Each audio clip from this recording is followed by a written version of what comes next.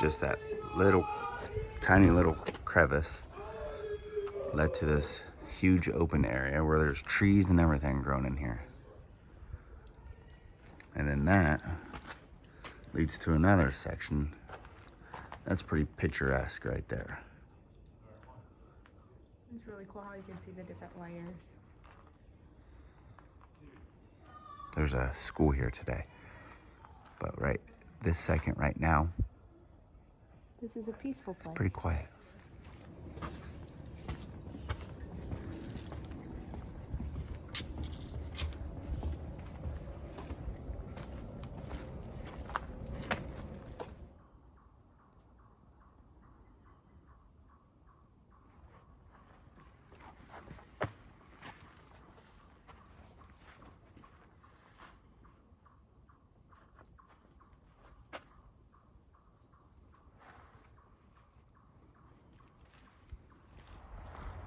Some of the trails are a little bit what I would call ankle breaking.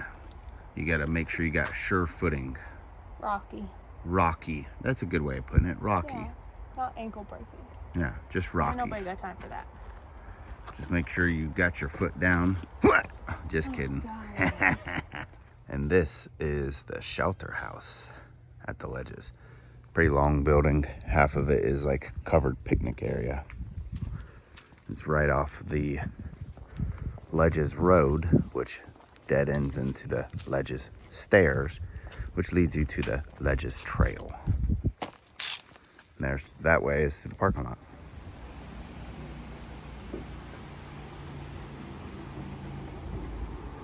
Brandywine Falls Trail.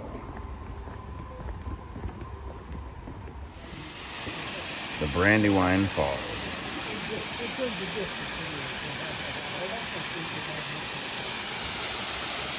There it is. Now I will say this is a lot not as high as what I've seen it in other videos. Like it's usually coming out of that side too. But quite impressive. Here's part of the upper. I believe we're gonna get closer to see that side of it.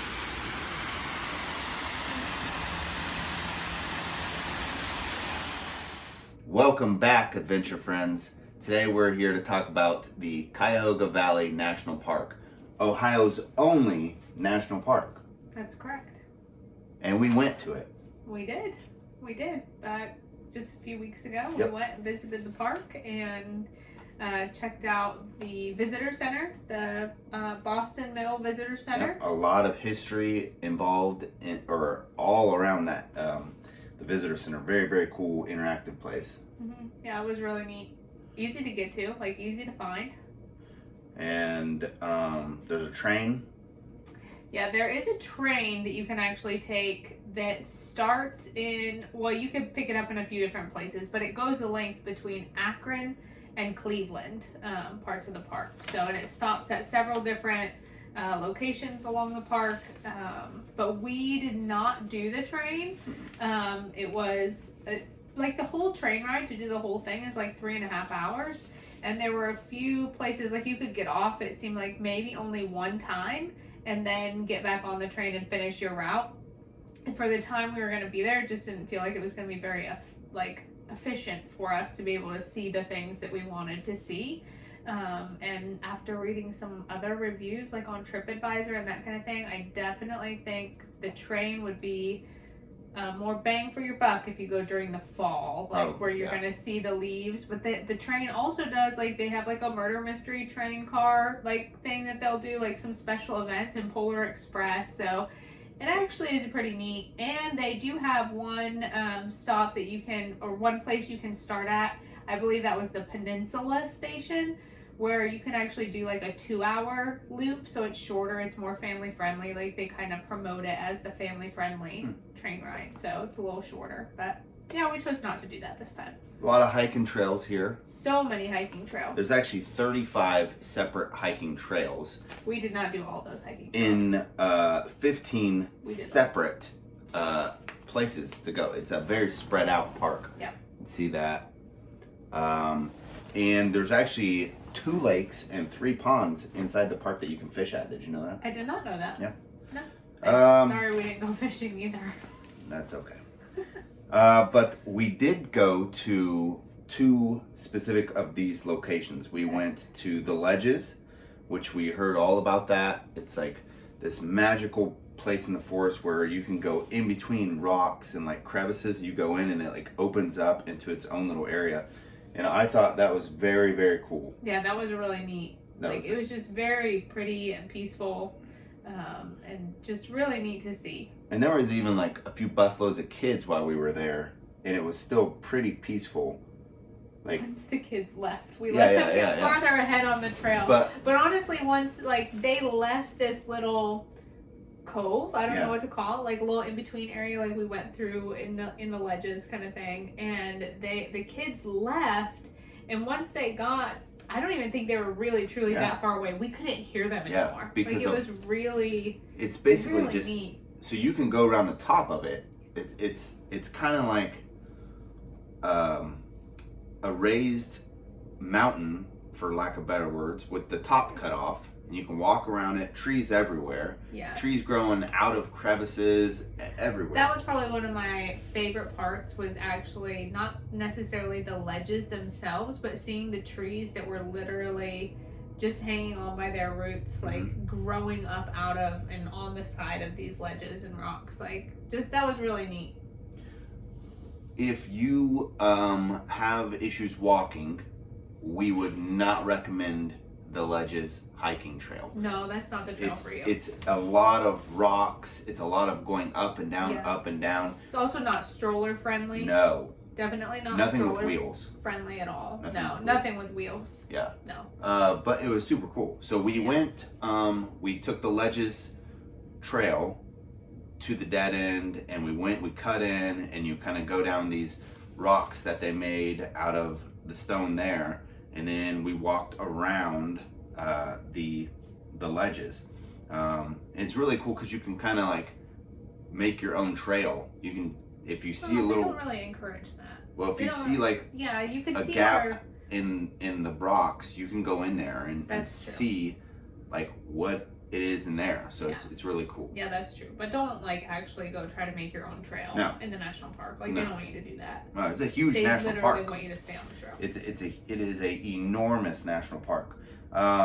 Basically between Cleveland and Akron is the whole national park along the Riverview Road, basically along that middle section there. What else did we do? What other trail? Oh, we did the Brandywine Falls. We didn't do the whole loop. We just did the little part to go down to the falls to see the falls. That one was really nice, like a wooden like a boardwalk. Boardwalk, that's the word I'm trying to think of. Thank you. So that one was really nice. It did have, like, there were some pretty steep stairs to get down to a viewing point of the falls. But I also noticed that there wasn't there a section that you could just take the boardwalk and see, like, you could get to the very top of the falls without having to go like on any stairs. Yeah, it was kind of like set up like a bike path, but the boardwalk, so it was all wooden. So that would be a little bit more accessible for somebody with a stroller or a wheelchair, or maybe even like a scooter kind of thing. Not like a electric scooter. I wouldn't necessarily recommend that. No, I wouldn't recommend that. But I'm thinking about somebody who's had like a leg injury and they have one of those like scooter type things. I don't know what they're called. It's a scooter, yeah. So, anyways, but that was cool. Really neat. And seeing like there's signs everywhere, like the history of the falls, and like they had made mills on the falls and stuff like that. So it was pretty cool. Yeah, it was really neat. It was really neat. There wasn't a lot of water flowing when we were. As much water. It was like a trickle.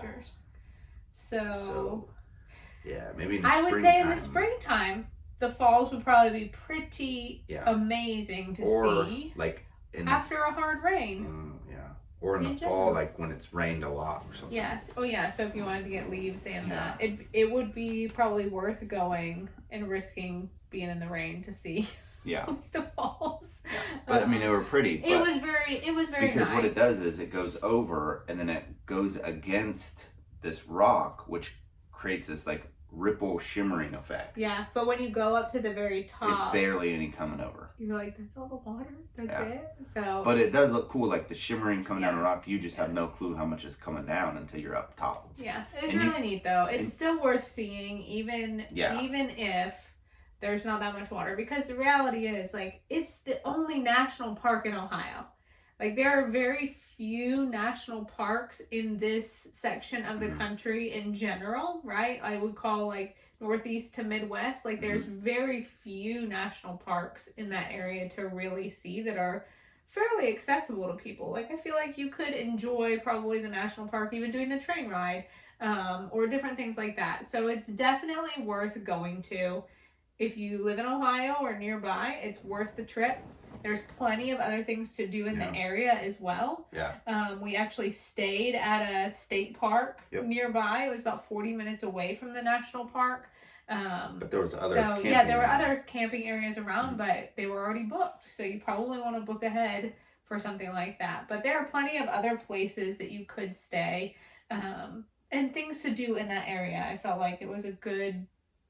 I think you could do a lot of different things in that area. And it's free. The national park is free. Yeah, the national park was free. The train was not, but the national park, the national park itself is free. Yeah, and then the train, I should say, also is actually run through a different company. It's not run through the Park Service itself. So it's run through a different company. I can't remember the company name, but we could put a link to it. Very helpful staff, and everybody was like, so when you go there, like, there's like people at tables. Park rangers. Yeah. And volunteers. Probably.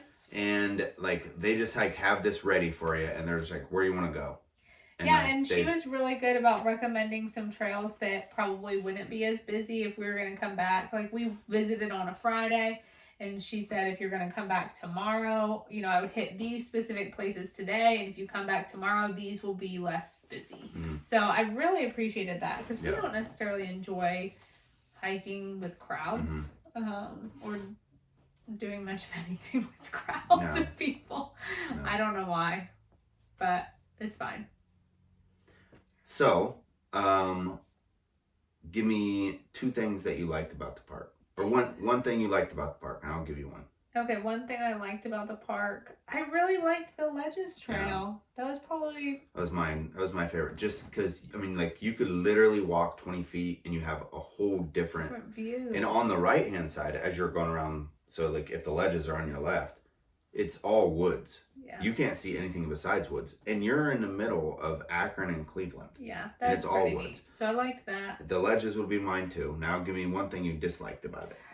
I don't know. I'll give you mine. Okay. Signage was a little confusing. So like some of the places, like, you don't even know. So let's say the Brandywine Trail. There's 2 different examples. Brandywine Trail,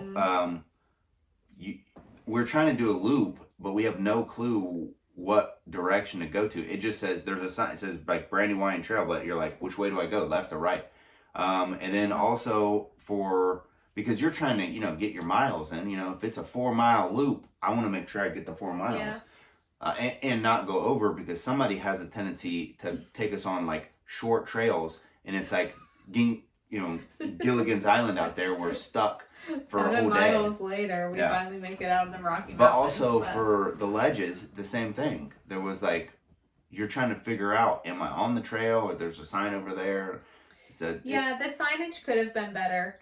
I do feel like I agree with that. And I think part of what was confusing about the Brandywine Trail, I'll also, let's own our own responsibility. We probably could have done a better job of looking at the map and kind of figuring out the trail. I'm not a good navigator when it comes to maps. It's not my forte. So we could have done a better job of actually looking at the map and figuring it out before we just started walking. But I think part of what was confusing at the Brandywine Falls Trail was it also connected with like a city or county park bike path, and so we weren't sure if we went that way, would we just end up somewhere, like, would it loop around, or would we end up like in the middle of a town 7 miles away? So in case you're wondering, we just turned around and went right back the way we came. We did. So we just decided not to do that loop. And actually we just ended up going to the state park and checking that out instead. So it's fine. But yeah, so that would be, I agree with that. Okay. Just like, actually, I can't think of anything else that I really.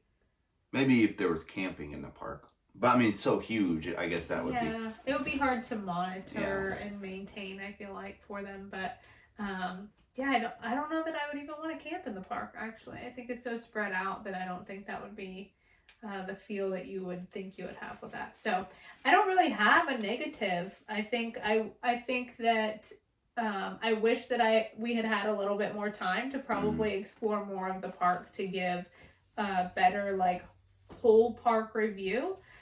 We maybe only spent a total of 4 hours maybe total in that general area. So maybe 5 if you count the time we stopped and ate lunch. So we did eat at the Winking Lizard in Peninsula. So pretty cool little place. It was pretty good. So they had some decent gluten-free options if that's something that you need as well. So anyways, that was good. So overall, if you could give this park a score, so like, gosh, I hate scoring stuff like this. How about just give it a grade then. Okay. 100% being the best grade you could get. Sure. 0% being failing. Right. Obviously. I'd probably give it an 80%. 80, I would give it, because it's so close. Anybody can go. It's free.